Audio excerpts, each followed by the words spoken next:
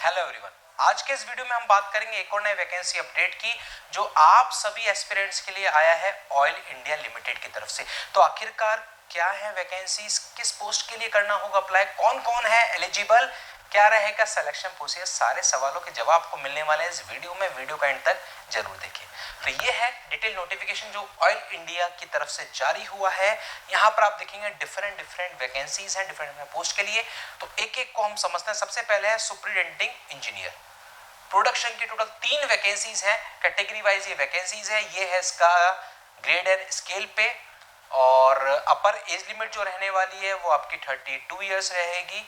और यहाँ पर जब आप देखोगे क्वालिफिकेशन, तो ग्रेजुएट डिग्री चाहिए इंजीनियरिंग में 4 साल वाली, है ना, यानी कि फुल टाइम आपके पास डिग्री होनी चाहिए। 65% मिनिमम मार्क्स, उसी के साथ में 4 साल का पोस्ट क्वालिफिकेशन एक्सपीरियंस आपके पास होना चाहिए, या फिर पोस्ट ग्रेजुएट डिग्री हो उसके साथ में 4 साल का आपके पास एक्सपीरियंस हो।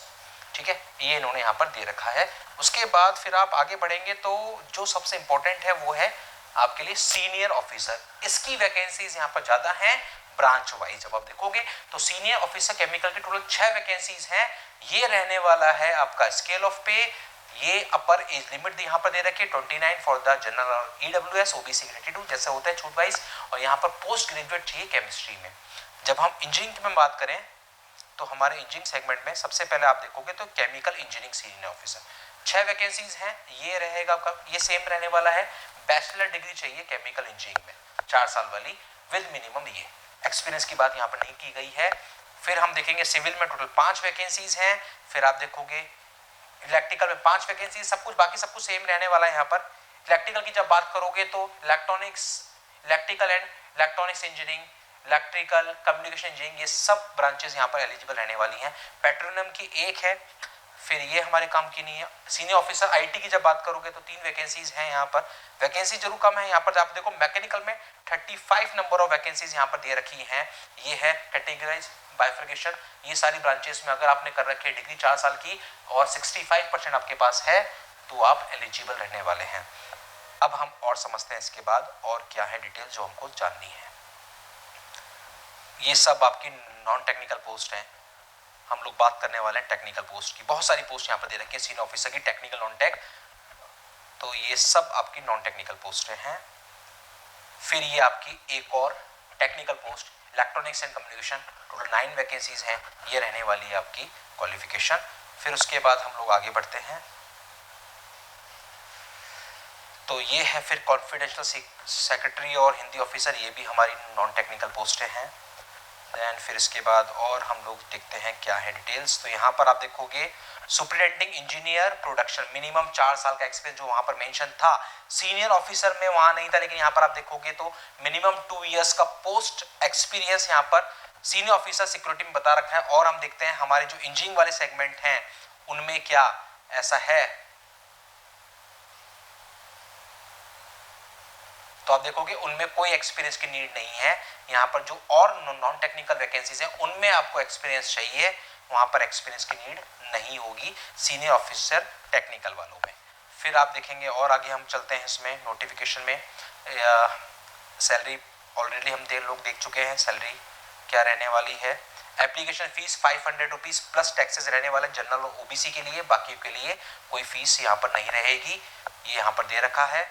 देन उसके बाद सिलेक्शन प्रोसेस हमको समझना होगा। तो यहाँ पर आप समझें कि सबसे पहले आपका सीबीटी बेस्ड टेस्ट होगा फेज 1 जो कि 100 मार्क्स का होगा, जिसका फाइनल वेटेज 85% रहने वाला है, जिसमें 50% मिनिमम क्वालिफाइंग मार्क्स चाहिए होंगे जनरल पोस्ट के लिए, ओबीसी के लिए, ईडब्ल्यूएस के 40% चाहिए होंगे एससी एसटी और पीडब्ल्यूबीडी के लिए।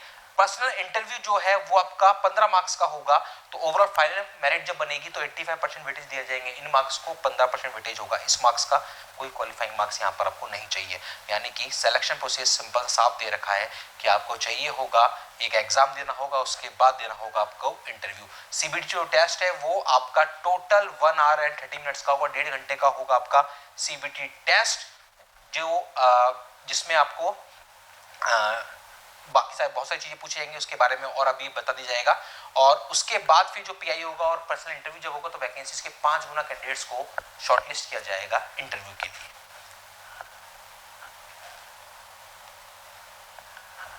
कॉन्फिडेंशियल सेक्रेटरी और ऑफिसर लैंग्वेज जो है उनके लिए कुछ अलग एग्ज़ाम पैटर्न और कर रखा है सेट। उसके अलावा ये सब है जो आपको डॉक्यूमेंट्स चाहिए होंगे।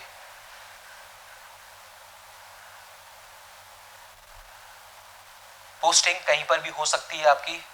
सर्विस बॉन्ड के बारे में भी बता रखा है मिनिमम क्या रहने वाला है। ये फर्दर और है डिटेल्स, क्योंकि बहुत सारी वैकेंसीज हैं तो कंप्लीट हर एक वैकेंसी के लिए यहाँ पर इन्होंने डिटेल दे रखी है।